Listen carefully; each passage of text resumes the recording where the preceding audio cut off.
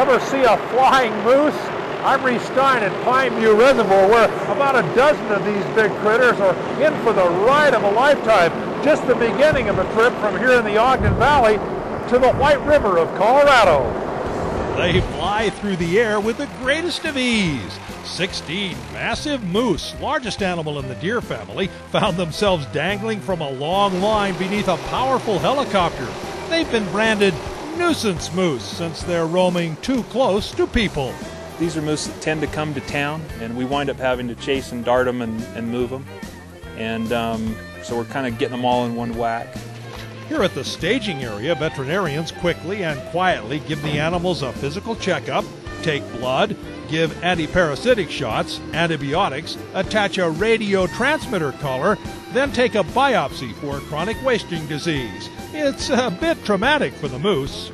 The blindfold helps a little bit, but any time you handle a wild animal, they're going to be stressed, and so really the key is to try and get what you need to do done quick.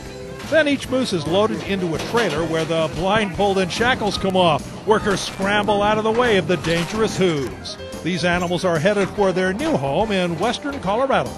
We're here to take some moose off the hands of Utah, and we're going to transplant them into the White River National Forest area east of Meeker in northwest Colorado to establish a population.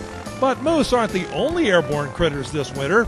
Bighorn sheep captured in Montana are airlifted to trailers where they're trucked 800 miles to their new home near Duchesne.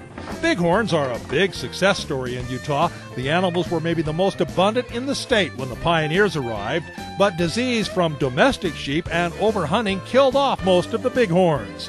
Utah biologists began reintroducing sheep in 1982 and now have thriving herds all over the northern part of the state. But sheep and moose are small potatoes compared to the animals in the air over southern Utah. The helicopter strains under the weight of the huge bison coming off the Henry Mountains. We're taking these animals from the Henrys to the Book Cliffs to establish a new free-roaming population. Bates says bison are thriving on the Henrys since they were first brought from Yellowstone Park in the early 40s. How do you catch a bison? The same way the sheep and moose are caught, from the air. So capture it with a net gun, shot over animals from about 25, 30 feet above them. The bison were released on the Book Cliffs south of Vernal. The history of these wildlife moves dates back to Brigham Young's day, beginning with birds and fish. It just goes to enhance the diversity of wildlife throughout the West. For At Your Leisure, I'm Reese Stein at Pine View Reservoir.